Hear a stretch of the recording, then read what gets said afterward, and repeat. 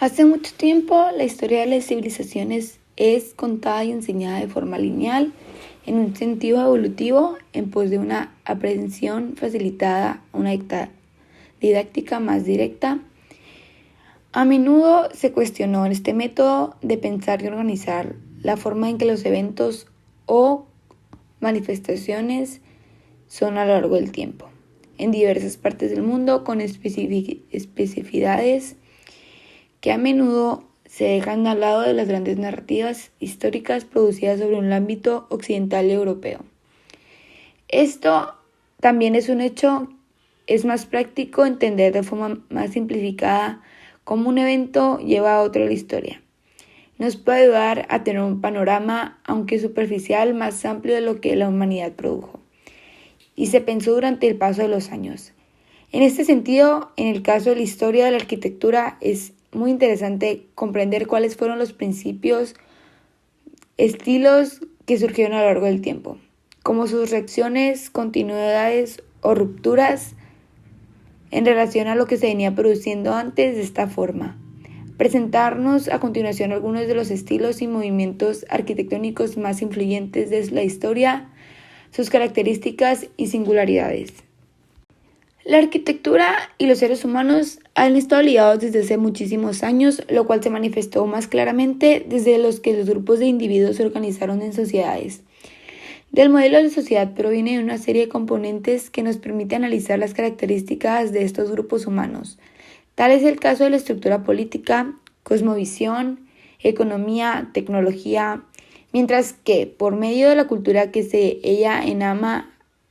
así como sus diversas manifestaciones, la pintura, la escultura, la gastronomía, las tradiciones, la lengua, los textos, la mitología, la música y por supuesto la arquitectura. Hoy en día el concepto de cultura se define como un conjunto de reconocimientos, creencias y normas de forma de las materiales, espíritus y características de un pueblo de la sociedad que se transmiten por aprendizaje y no por herencia biológica. Por ello, habrá que entender a la ciudad y a la arquitectura como parte de un proceso cultural en una sociedad. Es necesario reconocer la arquitectura como un producto cultural de interrelaciones complejas y diversas donde se integran aspectos de la época en el lugar, la sociedad que la produjo, a fin de comprender mejor la colectividad que protagonizó un tiempo y espacio determinados. Al momento de situarnos frente a un edificio patrimonial o contemporáneo, no estamos viendo solo una serie de materiales o vestigios que están retando a la gravedad para permanecer en pie, sino que tenemos enfrente un documento que nos permite conocer a un grupo social y los factores que tuvieron que desarrollarse e integrarse para que dicho objeto arquitectónico pudiera materializarse. La disciplina y el oficio de la arquitectura tienen por sí mismas una vocación de servicio, emanan de la sociedad y a ellas sirven en cualquiera de sus niveles. Existen diferentes disciplinas que se emanan con la arquitectura, como el urbanismo, la arquitectura de paisaje, el diseño industrial, el diseño de interiores, cuyo objetivo, a pesar de tener diferentes escalas de acción, es el mismo: mejorar la calidad de vida del ser humano. En la actualidad, la arquitectura se ha desvinculado de diversos grupos sociales, pues los modelos económicos han generado grandes disparates, dejándola como un lujo que pocos pueden darse. Una muestra es la existencia, en México, un alto porcentaje de autoconstrucción y desarrollo urbano sin planeación, provocando el colapso de muchas zonas del país y por ende el deterioro de calidad de vida de los habitantes, debido a que se ha obviado el importante papel fundamental de la arquitectura en la sociedad. Es un papel de los arquitectos y diseñadores del espacio habitable recuperar su vínculo con la sociedad, mostrar y demostrar la importancia de la arquitectura como manifestación cultural que le pertenece directamente a ella. La función fundamental es transformar el medio físico, natural o artificial, adecuándolos a las necesidades que demanda la sociedad, cualquiera que sea, posibilitando las relaciones e interrelaciones de ella y con la naturaleza. Los diferentes principios arquitectónicos. En nuestro proyecto integrador escogimos varios edificios que todos están ubicados en la Ciudad de México, específicamente en la colonia Tlatelolco, que es una colonia que es muy significativa para la ciudad y tanto para el estado, tanto como para el país también. Todos los edificios que decidimos tomar para la investigación, para el proyecto, tienen diferentes funciones. La torre insignia, que ha sido oficinas y actualmente se encuentra en una remodelación por segunda vez. La zona arqueológica, que tal cual lo dice su nombre, es un museo de arqueología. La gestión universitaria de la UNAM, entre otros edificios. Y lo que es muy común entre estos edificios es que la colonia de Tlatelolco en sí no tiene como que mucha aportación arquitectónica moderna hasta ahorita. Hay muy pocos edificios, ya que pues la colonia es muy antigua. Hay muy pocos edificios que pues los han ido renovando, remodelando, y han construido algunos pocos, pero lo que sí me di cuenta es que esos edificios conjugan muy bien y son ad hoc a toda la colonia. O sea, no se ve un edificio moderno como en Paseo de la Reforma, que por lo general usan mucho la cristalería, los vidrios, entre otras cosas. En los edificios nuevos que se han ido construidos son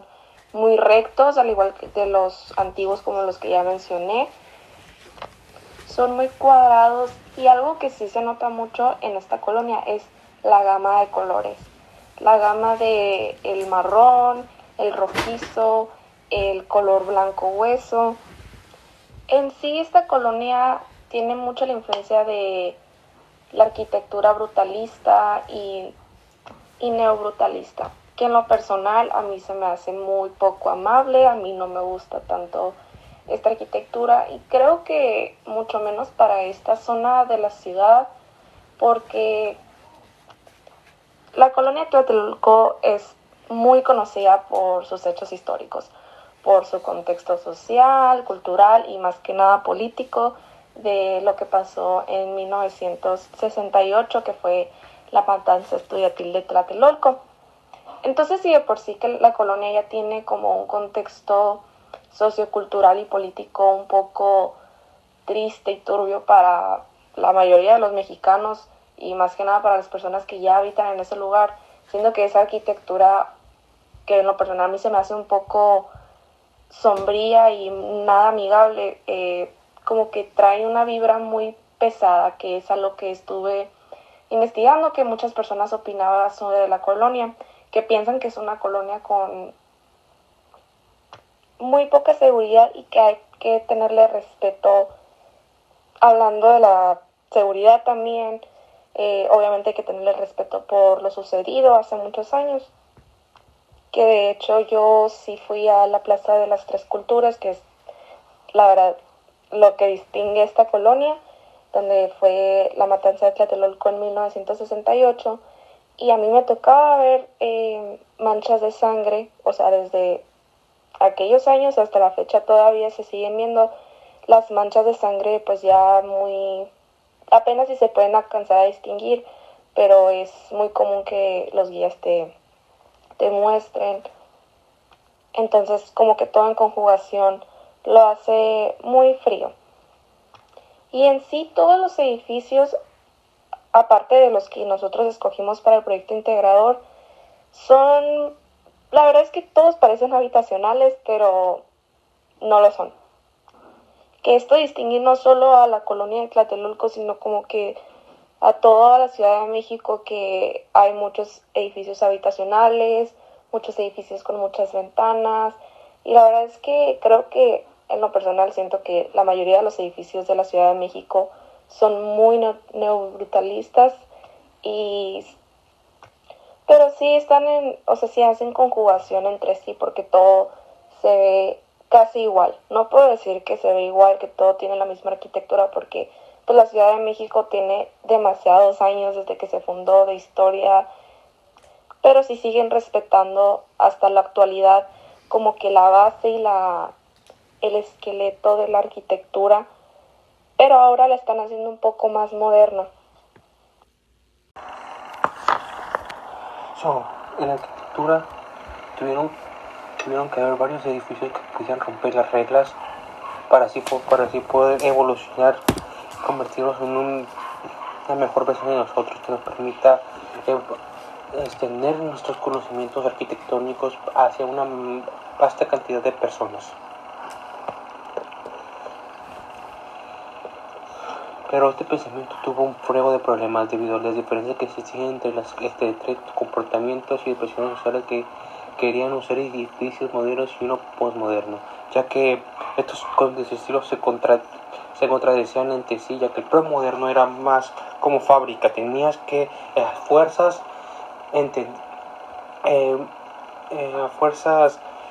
entender cómo se construía este tipo de edificios para así poder seguir con el canon que se llevaba en ese entonces. Pero así que llegó después el moderno, que tiró todo eso a la basura para así poder crear su propia versión de este tipo de edificaciones, porque pensar de esa manera limitaba bastante a los arquitectos de ese entonces. Entonces hubo varios problemas, muchas amenazas, debido a que se tenían que seguir porque ya que los arquitectos premodernistas tenían que seguir exactamente el pie de la letra todo lo que varias organizaciones como podría ser la iglesia les indicaban hacer. Aparte de que se debía de comprender de que las razones espirituales por qué se hacía, ya que las iglesias se creía que era algo sagrado hacer la iglesia de una sola cruz con algunas naves. Pero así que el modernismo lo que hizo fue evaluar estas situaciones, cambiarlas por unas más favorables a la creatividad, ya que no querían sentirse más atados a este pensamiento tan retrógrada y sin sentido, porque se sentían bastante vacíos debido a que las canciones que ellos creaban no les servían. Así que cuando esta guerra terminó con los modernistas triunfantes, y se creó una nueva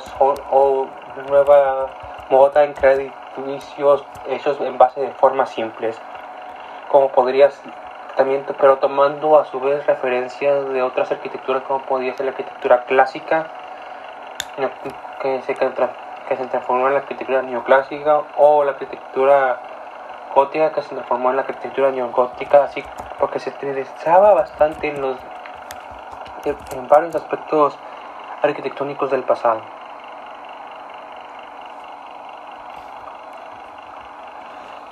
Pero estas tensiones seguirán existiendo por mucho tiempo, ya que una vez que el ser humano crea algo no lo puede deshacer, ya que esto comparte las consecuencias. Pero después de vivir suficiente tiempo con el modernismo, la gente se empezó a tratar de que los edificios tuvieran una forma tan simple, así que se inventaron estilos como el postmodernismo, el cual desafiaba todas las reglas iniciadas del premodernismo, haciendo que los arquitectos crearan invenciones arquitectónicas más complejas y hermosas, como puede ser el estilo del constructivismo, que permitía al arquitecto expresarse como él realmente quisiera, para así poder sentir una satisfacción enorme sobre su producto que tanto le costó trabajo le costó hacer.